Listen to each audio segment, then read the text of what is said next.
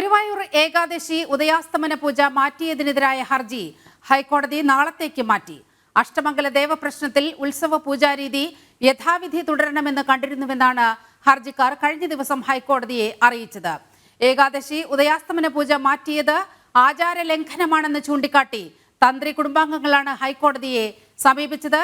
വിവരങ്ങളുമായി രേഷ്മ കൊച്ചിയിൽ നിന്നും ചേരുകയാണ്. രേഷ്മ, ഇപ്പോൾ 2 ദിവസമായി കോടതിയിൽ ഇതിന്മേൽ വാദം തുടരുകയാണ്. എന്തുകൊണ്ടാണ് നാളത്തേക്ക് ഈ കേസ് മാറ്റിവെക്കുന്ന സാഹചര്യമുണ്ടായത്?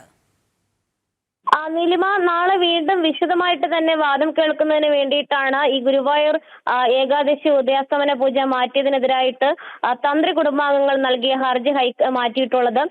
എന്തായാലും വിശദമായിട്ട് തന്നെ വാദം കേൾക്കുകയാണ് ഹൈക്കോടതി ദേവസ്വം ബെഞ്ച്. ഇന്ന് ഹർജിക്കാർ ചില വാദഗതികൾ ഹൈക്കോടതിയിൽ മുന്നോട്ട് വെച്ചിരുന്നു. അതായത് ആദിശങ്കരന്റെ നിർദ്ദേശാനുസരണമാണ് ഗുരുവായൂരിൽ ഉദയാസ്തമന പൂജ ആരംഭിച്ചത്. ചെറുളയം കോവിലകമാണ് ഉദയാസ്തമന പൂജ ആദ്യഘട്ടത്തിൽ തന്നെ ഏറ്റെടുത്ത് നടത്തിയതെന്നുള്ള ഒരു വാദഗതിയാണ് ഹർജിക്കാർ ഹൈക്കോടതിയെ അറിയിച്ചത്. നേരത്തെ തന്നെ ഇതുമായി ബന്ധപ്പെട്ട് ചെറുളയം കോവിലകം കക്ഷികളുടെ അപേക്ഷ നൽകിയ സമയത്ത് ഒരു അഫിഡവിറ്റ് ഫയൽ ചെയ്തിരുന്നു. അതിലടക്കം തങ്ങളാണ് ഈ ഉദയാസ്തമന പൂജ നടത്തിക്കൊണ്ടിരുന്നത് എന്നുള്ള വാദഗതി മുന്നോട്ട് വെച്ചിരുന്നു. അത് വീണ്ടും ഈ ഹർജിക്കാർ ഹൈക്കോടതിയിൽ ആവർത്തിക്കുകയായിരുന്നു.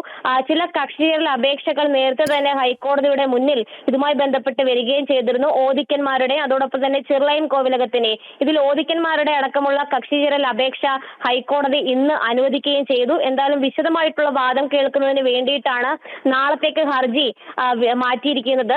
പ്രധാനമായിട്ടും ഒരു ആക്ഷേപമായി ഹർജിക്കാർ ഉന്നയിക്കുന്നത് ഈ രീതി മാറ്റിയത്, ഉദയാസ്തമന പൂജ നവംബറിൽ നടത്തിയത് ആചാര ലംഘനമാണ്.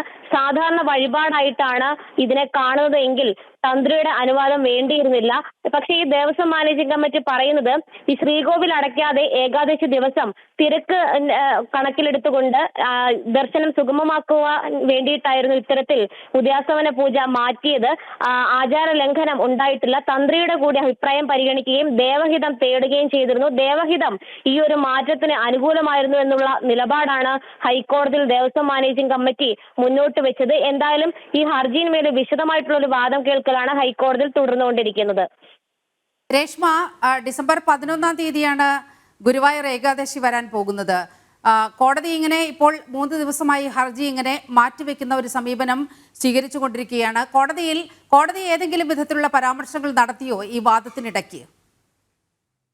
നീലിമ, നിലവിൽ ഹൈക്കോടതി പരിശോധിക്കുന്നത് ആധികാരികമായിട്ട് ഈ വാദഗതികൾ എത്രത്തോളം നിലനിൽക്കും എന്നുള്ളതാണ്. ഹർജിക്കാർ ചില രേഖകളായി ചില പുസ്തകങ്ങൾ, അതായത് ക്ഷേത്ര ഐതിഹ്യവുമായി ബന്ധപ്പെട്ട, ക്ഷേത്ര ചരിത്രവുമായി ബന്ധപ്പെട്ട ചില പുസ്തകങ്ങൾ ഹൈക്കോടതിയിൽ സമർപ്പിച്ചിട്ടുണ്ട്. ഇതിലടക്കം ഏത് വിധത്തിലാണ് ഉദയാസ്തമന പൂജയെ കൈകാര്യം ചെയ്തിരുന്നത്, ഏത് വിധിപ്രകാരമാണ് അത് ഗുരുവായൂരിൽ തുടർന്നുകൊണ്ടിരുന്നത്, ഇതടക്കമുള്ള കാര്യങ്ങളാണ് ഹർജിക്കാർ ഹൈക്കോടതിയെ അറിയിച്ചത്.